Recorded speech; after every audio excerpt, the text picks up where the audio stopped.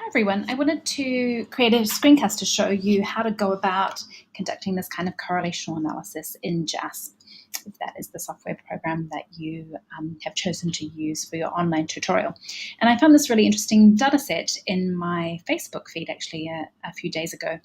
And I encourage you to have a look at this site. It's bloomberg.com graphics/2015 What's Warming the World. And it has some really nice graphical illustrations of changes in temperature from the 1880s to current, and then changes in the kinds of variables that people point to when they're looking for causes in the causes of climate change. And what is nice is that they have the raw data that I've downloaded, and it's the perfect kind of data to have a look at correlations between natural variables and man-made variables that people point to when they're trying to come up with an exclamation for why the climate is warming. So let's have a look at JASP. We open up JASP. JASP is really good at dealing with all kinds of data files, but you can use the cs.csv file from the exercise. And if you open up the file in JASP, it gives you a data almost like a spreadsheet. On this column, we have the year of the measurement from 1800s all the way down to, how far does it go, 1985. And then changes in mean observed temperature. These are summary variables.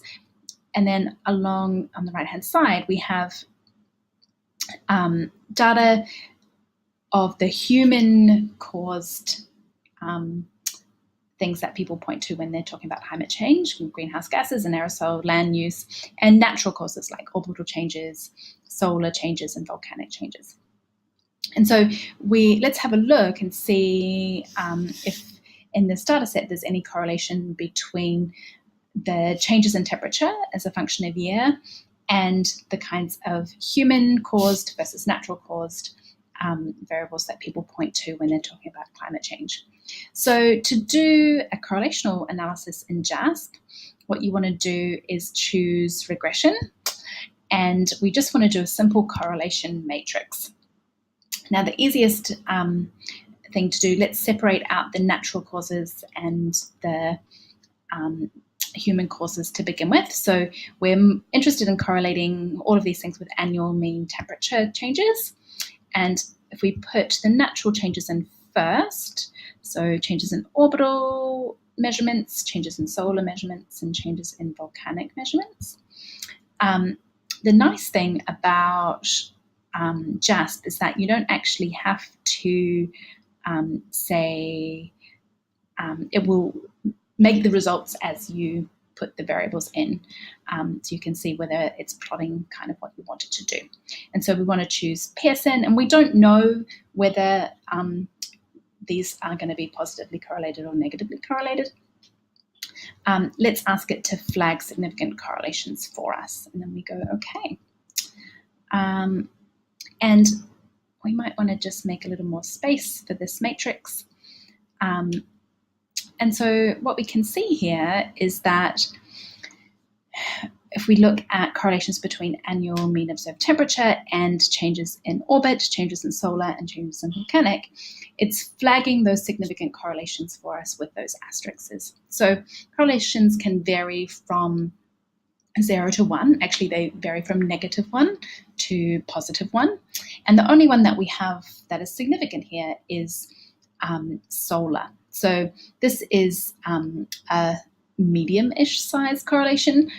And what this means is that changes in whatever they're measuring in terms of solar activity are increases in solar activity go hand in hand with increases in observed temperature. So these are the natural things that people point to when they're trying to explain changes in temperature in terms of climate change. So there's only one of those three that is significant, and that's solar. So let's go back and put in the human-caused changes. So if we go back to here, we'll take these natural ones out and put the human ones in, so aerosol, greenhouse gases, land use, and ozone. And the nice thing about JASP is that it's telling us what they are without us even having to say, go do that analysis. It's a little bit more difficult to see the output though. So let's just look at this top row. I want some more space. Go over there. Okay. Yes, go over there. All right. So here we have the correlation between mean observed temperature changes and aerosol, greenhouse gases, land use, and ozone. So what's interesting is that here we have really massive correlations, right? So the maximum value that a Pearson correlation can give you is a correlation of 1. And that means that the values of 1 go perfect. The relationship is absolutely perfect. There's no error.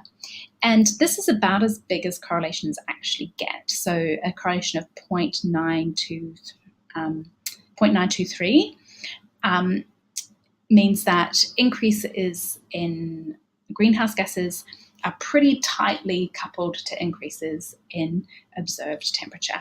Now, what's interesting here is that we have 2 of these that are positively correlated, 0.92 and 0.76, and 2 of these that are negatively correlated.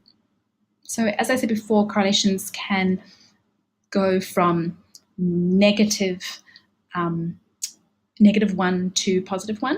And a negative relationship means that, for example, increases in annual mean observed temperature go hand in hand with decreases in aerosol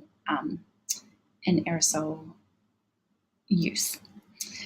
So that might make sense, given that aerosols, the aerosol emissions that were doing bad things for the climate were kind of outlawed in the 1980s. But despite decreases in aerosol use, observed temperature has continued to go up. So that is how we get a correlation matrix in JASP.